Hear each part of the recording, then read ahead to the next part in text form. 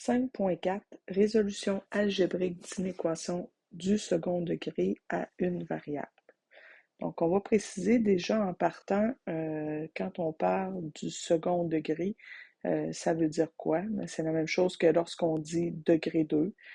C'est la même chose que si on dit de la forme quadratique, ok, quadratique ou parabolique. Ok.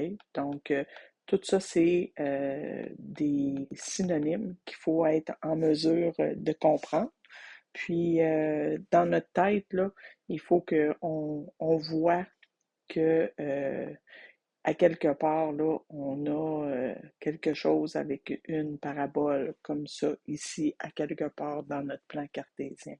Fait que c'est ça une degré 2. On y va sommairement là, pour l'instant, on reviendra là, plus en détail, même on va faire un chapitre, un module complet là-dessus sur les équations du deuxième degré. Puis quand je te dis à une variable, ben, dans ton équation, la variable que tu auras, ça va être la variable x. Donc, la seule variable qu'il va y avoir, ça va être la variable x. Ça va être important que tu sois en mesure d'identifier ça parce qu'à un moment donné, on va faire aussi des résolutions d'équations, mais à deux variables. Donc, pour faire la différence entre les deux, pour être capable de savoir qu'est-ce qu'on recherche. Lorsqu'on cherche, quand on a une seule variable, on va savoir que l'ensemble solution qu'on cherche, ça va être un intervalle. Donc, l'ensemble solution recherché est un intervalle. OK? Puis quand on verra pour une équation à deux variables, on va rechercher un demi-plan, comme dans les équations du premier degré à deux variables. Mais on laisse ça de côté pour l'instant. Donc, si je vais avoir comme un genre de liste de points là, à suivre, des méthodes, puis je vais faire comme je fais habituellement, c'est que je vais aller directement à mon exemple, puis je vais alterner entre les picots, puis dans le fond l'exemple pour qu'on fasse une suite, là, puis qu'on comprenne qu'est-ce qui se passe. Fait qu'on dit, si je connais f de x, puis que je cherche x. Fait que c'est ça que ça veut dire quand je cherche, dans le fond, à résoudre, puis que dans mon équation, il y a une seule variable, puis la variable, c'est pas n'importe laquelle, c'est la variable x. Ben, c'est dans ce cas-là, je vais appliquer, dans le fond, les étapes suivantes. La première, ben, ça va être de remplacer la variable f de x par la valeur donnée. Fait qu'habituellement, soit dans un problème, on va dire y vaut 7. Ben là, il va falloir que tu remplaces ton y vaut 7, on va te demander et x vaut combien.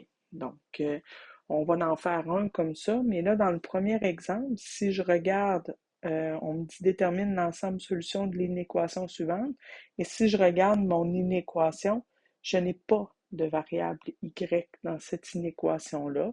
Je n'ai pas non plus à quelque part dans ma question où est-ce qu'on me dit f de x vaut tant. Donc, je n'ai pas à remplacer. Et regardez ce qui est marqué ici au bout de ma ligne de mon premier picot. Il est marqué s'il y a lieu. Fait que dans mon premier exemple, ben, ça n'a pas lieu parce que j'ai pas de y et on me dit pas que mon y vaut une certaine valeur. Donc, je n'ai pas à le remplacer. C'est comme s'il avait déjà été fait. Donc, j'ai une seule inconnue et ma seule inconnue, c'est mon x. Là, en passant, il y en a souvent qui se mêlent puis qui disent, ben, t'as deux inconnues, Annie, t'as x2 puis t'as x.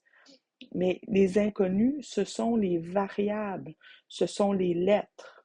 Donc, pas les lettres avec leurs exposants. Donc, la lettre ici que je ne connais pas, c'est la lettre X. Et ici, c'est la lettre X.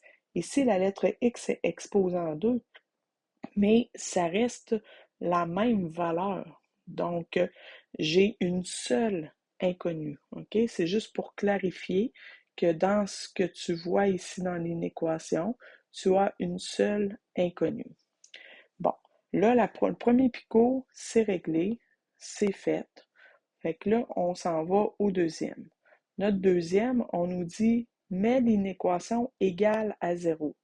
Encore une fois, il est marqué s'il y a lieu. Allons voir si dans notre cas, ça a été fait ou pas. Fait que quand je regarde mon inéquation, 0,2x2 moins 0,4x plus 5 plus petit que 12. Oh, OK. J'ai un 12 ici à droite, je n'ai pas de 0 et moi je veux que ce soit comme égal à 0. Bon, c'est pas vraiment un égal, là. On se comprend là, parce que j'ai mon signe d'inéquation, mais ce que je veux dire par égal à 0, c'est que je veux qu'à d'un côté ou de l'autre, il y ait un 0. Il faut que ce soit une inéquation qui est plus petite à 0, plus petite que 0, plus grande que 0, mais il faut que ce soit un 0 d'un des deux côtés. Donc, c'est ce qu'on va aller faire. Fait que là, je vais faire juste dans le fond moins 12. Ce que j'aurai à faire, c'est moins 12 et moins 12 de ce côté-là. Donc, 0,2x2 moins 0,4x et plus 5 moins 12, ça me fait moins 7 qui est plus petit que 0. Donc là, ici, j'ai mon inéquation qui est égale à 0. C'est fait. Troisième picot, factoriser l'expression avec la technique la plus appropriée. Donc là, on se rappelle nos techniques. Nos techniques, c'est mise en évidence simple, mise en évidence double, D2C, T1, T2, TCP. Ensuite, il pourrait avoir la complétion de carré. Mais ces techniques-là, quand j'ai des nombres décimaux, c'est peut-être pas l'idéal. Fait que j'ai une autre solution qui est plus facile. Parce que là, ici, si je veux faire une des techniques, ben, j'aurai pas le choix d'appliquer la complétion de carré. C'est pas nécessairement la technique la plus intéressante. Donc, il y aurait une solution beaucoup plus simple, c'est d'utiliser la formule quadratique parce qu'on a besoin d'avoir les zéros de notre fonction pour résoudre ici notre problème. Fait qu'on va aller utiliser dans le fond, la formule quadratique pour trouver nos zéros de fonction. On commence par trouver, dans le fond, notre delta, qui est B2 moins 4AC. Là, je suis allée écrire mon équation ici en dessous, là, la forme générale. Fait que mon A représente mon point 2. Mon B, il représente mon moins 0,4 et mon C vaut moins 7. Ça, c'est important là, de bien identifier là, ce que ça représente. Puis là, j'ai fait même ici, là, j'aurais dû juste prendre mon point 2. Là. OK, j'ai colorié un petit peu trop serré. Le X n'avait pas rapport. Donc, je m'en viens remplacer mon B par 0,4, moins 0,4. Je le mets au carré, moins 4 fois 0,2 fois C qui vaut, lui, moins 7.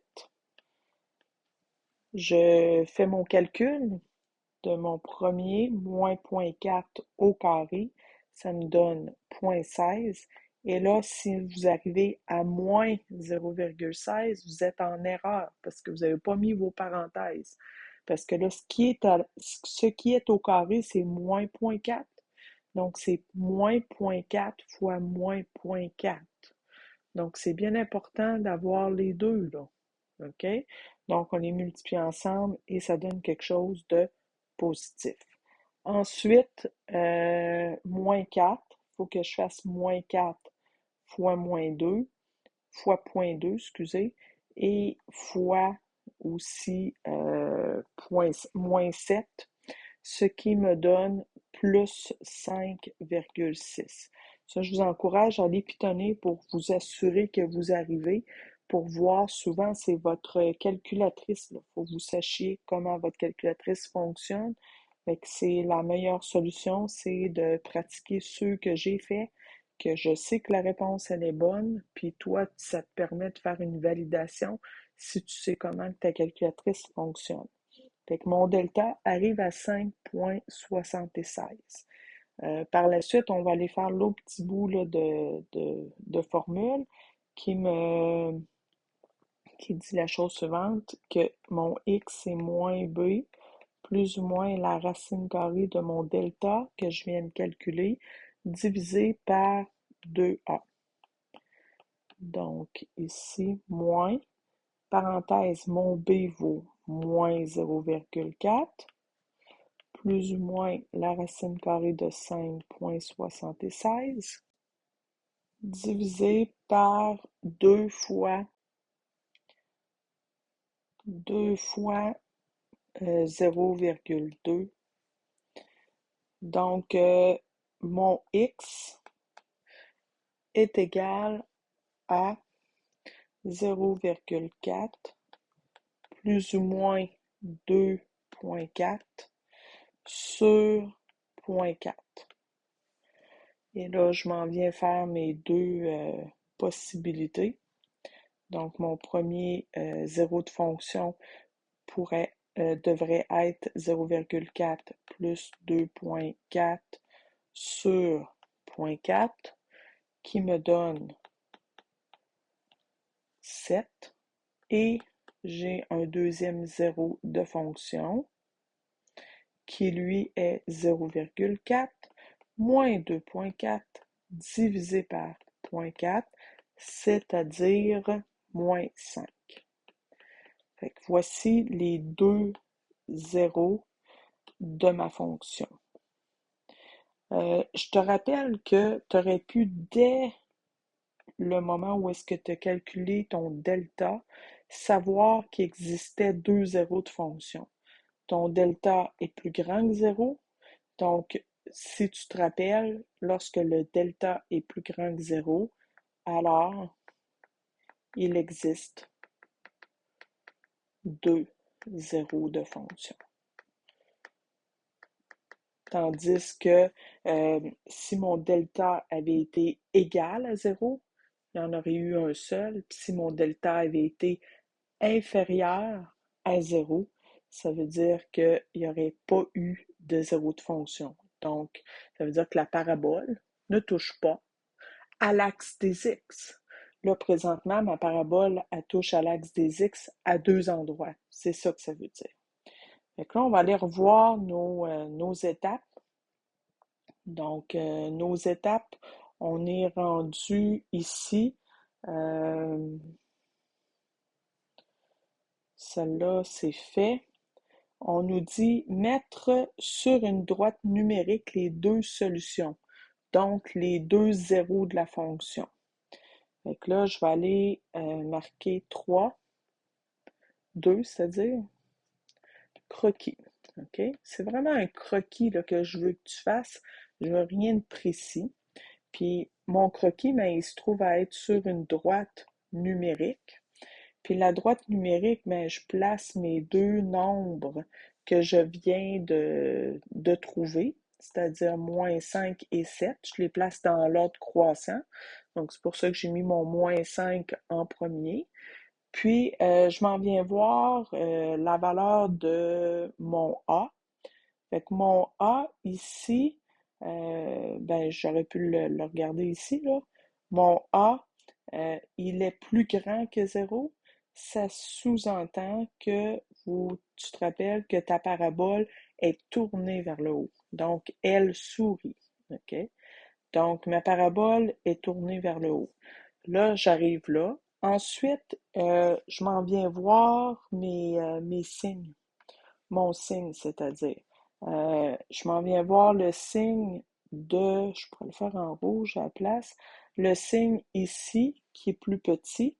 Puis mon signe, ben, il vient m'indiquer que les zéros ne sont pas inclus.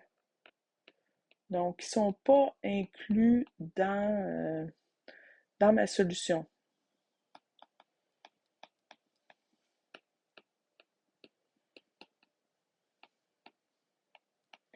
Donc, dans ce temps-là, ce que je fais, moi, sur mon dessin, c'est que je me mets des ronds vides pour me rappeler que les points vont être exclus. OK? Donc, mes crochets, parce que moi, je veux un intervalle, fait que mes crochets seront pas pareils. Fait que quand tu regardes ici, mettre sur une droite numérique deux solutions, les zéros, fait que c'est ce qu'on vient de faire, moins 5 et 7. Le signe de l'inéquation déterminera si les points sur la droite sont inclus ou exclus. Donc, nous autres, on avait ce symbole-là, fait qu'on a dit que c'était exclu. Puis là, on dit faire un croquis de la parabole avec les zéros de la fonction. Fait que c'est ce que je t'ai fait. J'ai fait le croquis en fonction de la valeur de mon A. OK? Puis, c'est le signe de la fonction que nous autres, on cherche. Fait que quand c'est le signe de la fonction qu'on cherche et déterminer l'ensemble solution, un intervalle qui répond à l'inéquation. Fait que quand on cherche le signe de la fonction, ben, comment je pourrais t'expliquer ici, c'est que tout ce bout d'équation-là, là, lorsque je remplace une valeur de x dedans, ben, ce que je retrouve, c'est la valeur du y. Donc, tout ça, je peux le remplacer par y. Donc, ce que je peux faire, c'est que je peux dire que f de x est plus petit que 0. Donc, ça ici, là, tout ça, c'est la même chose que f de x. Parce que lorsque je remplace une valeur de par une valeur dans mon équation, une valeur de x, un chiffre à la place de mon x, puis que je calcule, je vais trouver le y qui correspond à ce x-là. Donc, c'est pour ça que tout ça, toute cette inéquation-là, toute cette équation-là, cette expression algébrique-là, correspond à la valeur de mon y. Fait que quand je remplace mon y, je dis y plus petit que 0. C'est ça que j'ai marqué. Fait que quand je parle de y qui est plus petit que 0, ben, je cherche les y qui sont en dessous de l'axe des x. Fait que c'est ça qu'il faut que j'aille dans ma tête. Donc, je cherche les y, je cherche les y en dessous de l'axe des x. Pourquoi je cherche les Y en dessous de l'axe des X? Parce que les Y qui sont en dessous de l'axe des X, ils sont plus petits que 0. Donc, c'est ça que je veux avoir comme intervalle. Donc, quand est-ce qu'ils sont plus petits que 0? Lorsqu'ils sont en dessous de 0. Fait que c'est cet intervalle-là que je viens de, dans le fond, de barbouiller, là, qui m'intéresse.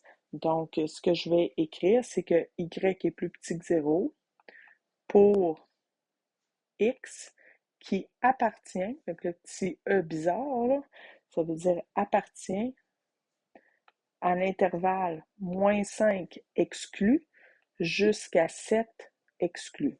Alors, lorsque je dis exclu, tu vois que mes crochets, mes petites pattes sont vers l'extérieur.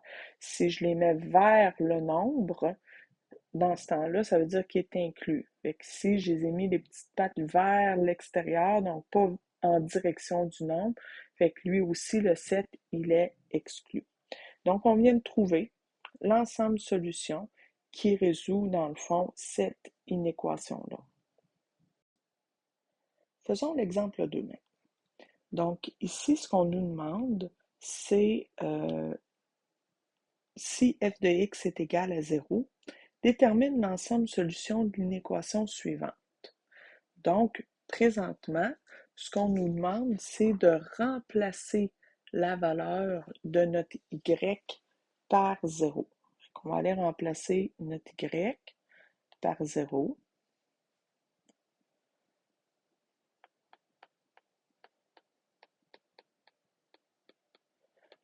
Fait que là, on a répondu à la première étape, là, ce qu'on avait à faire. Donc, remplacer la valeur du y s'il y a lieu, on avait à le faire. Deuxième étape, c'était de mettre l'inéquation égale à 0. Mais notre inéquation est présentement égale à 0. Donc, on n'a rien à faire. Donc, là, notre inéquation est égale à 0. Et ce qu'on observe, c'est que on a une inéquation dans laquelle il y a une seule inconnue. Donc, ça veut dire qu'on cherche un intervalle. T'oublies pas. Donc, c'est comme ça que tu vas différencier si tu es en train de chercher un intervalle, puis dans les prochaines vidéos, tu vas voir que tu auras à faire la différence entre un intervalle et un ensemble solution. Donc, lorsque tu vois qu'il y a une seule inconnue, ben, tu cherches un intervalle. Fait que là, l'autre étape qu'on avait à faire, c'est de trouver les zéros de la fonction. Donc, on cherche les zéros de la fonction. Et là, nous autres, trouver les zéros de la fonction ici, c'est vraiment très facile. Parce que notre forme est de la forme factorisée. Donc, quand j'ai une forme factorisée, ben, ce que ça fait, c'est que j'ai les zéros directement. Fait que je te rappelle, je vais juste te l'écrire au-dessus. Donc, ma forme factorisée, ça se trouve à être a x moins x1, x moins x2. Donc, là, ce que tu peux faire, c'est soit te rappeler que dans le fond, c'est ici, mon x1 vaut 7, puis mon x2, ben, faudrait que j'aille écrire moins 5. Donc, mon x2, ça va être moins 5. Je sais qu'il y en a qui ont encore de la difficulté avec les moins puis les plus. Fait que ce que tu peux toujours faire, c'est comme lorsqu'on commençait en factorisation, mais on prenait notre parenthèse, on la mettait égale à 0, puis on isolait.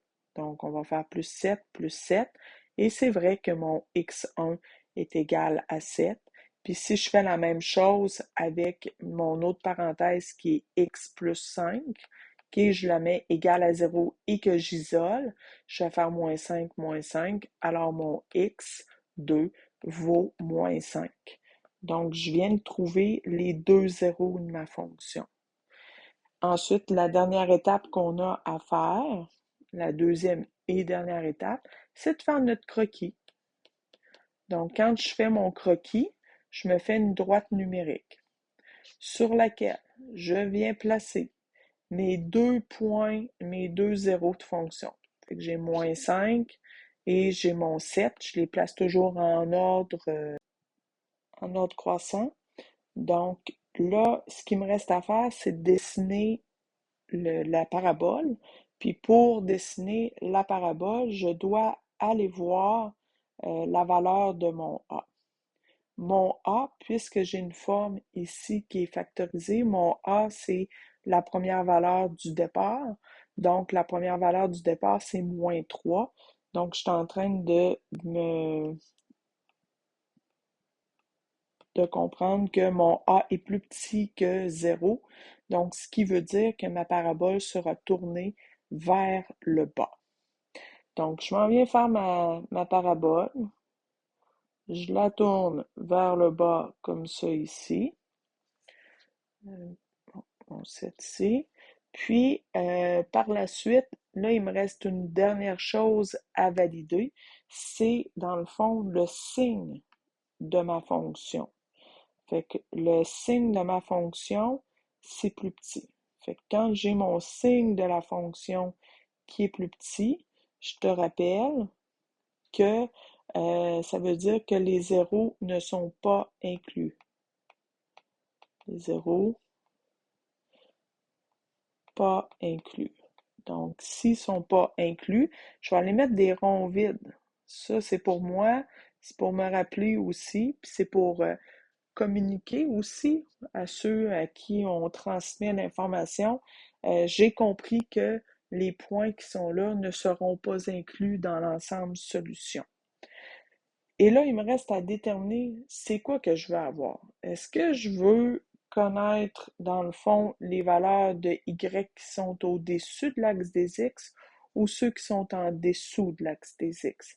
Fait que pour ça, il faut que j'aille voir mon équation, mon inéquation, et que j'aille observer où est la valeur de mon y.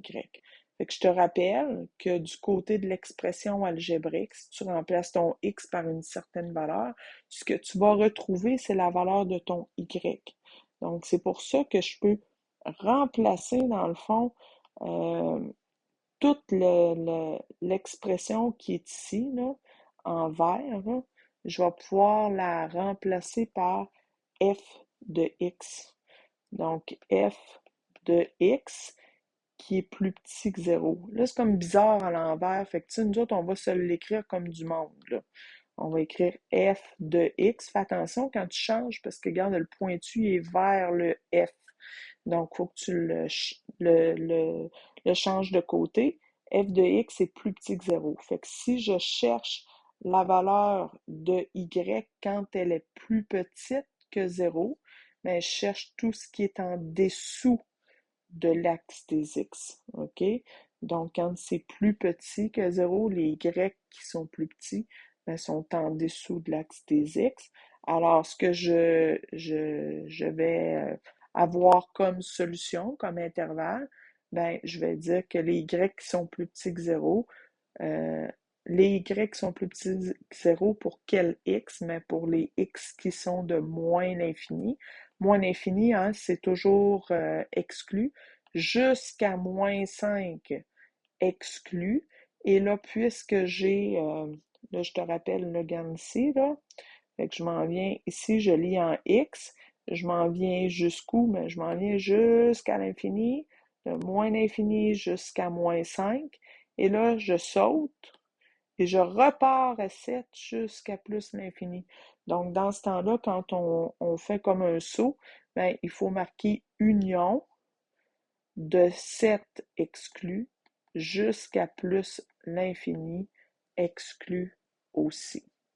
Alors voilà, on a fait deux exemples là, pour résoudre des ensembles solutions à une seule variable.